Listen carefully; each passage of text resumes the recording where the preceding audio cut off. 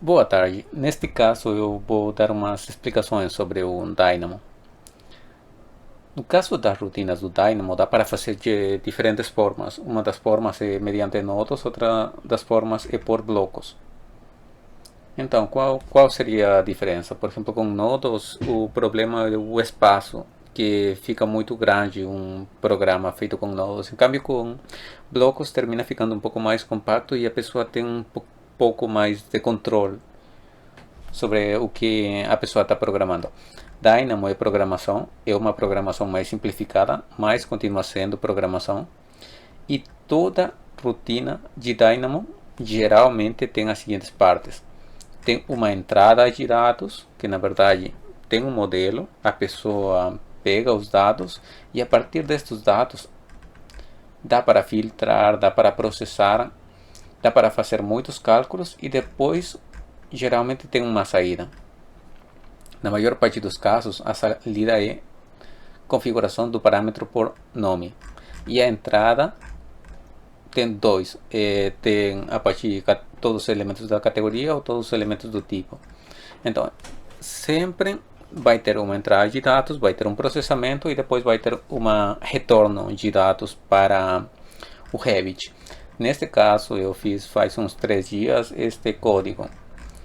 Tem algumas coisas que com o Dynamo, com nodos, fica muito difícil de fazer. Nesse caso, por exemplo, a rotina que faz.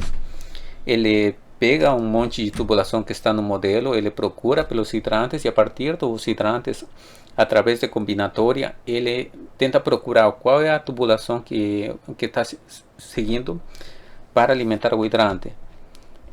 Então, para isso, por exemplo, não tem nodos específicos, então a pessoa tem que criar os seus próprios nodos, na verdade, com programação. E com isso dá para fazer muitas coisas. Tem nodos prontos? Tem. Somente que eu acho melhor sempre tentar procurar fazer por blocos. Porque e utilizando os do Revit. Por quê? Porque tem vários pacotes adicionais. Mas esses pacotes, por exemplo, se outra pessoa utiliza essa rotina e não tiver esses pacotes, ela vai ter o problema que vai ficar amarelo o nodo ou o bloco porque não tem esse tipo de pacotes. Então, no principal seria utilizar os nodos do próprio Revit, que vem com o Dynamo, e além disso, sempre tentar procurar programar por blocos. Por exemplo, este daqui, filtrar por máscara. Este daqui é um nodo, mas dá para escrever diretamente dentro de um bloco. Então, por exemplo, se nós tentássemos fazer este daqui com nodos, ficaria mais ou menos deste tamanho, do tamanho de toda a tela.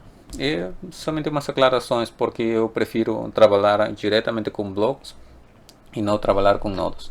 E dentro de trabalhar com blocos, nós temos as funções e nós temos os blocos diretos.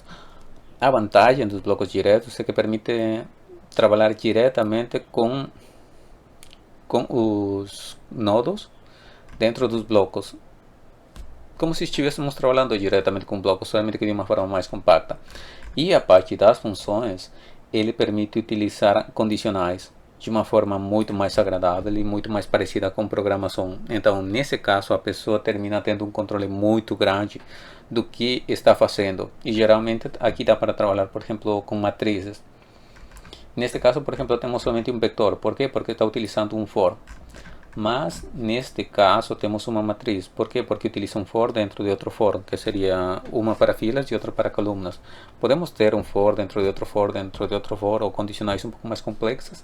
No caso das funções tem essa possibilidade. No caso dos blocos já não tem tanto controle sobre isso. E no caso dos nodos eu acho que é muito limitado. Mas a pessoa tem que aprender a programar de todas as formas. O curso na verdade é justamente para isso.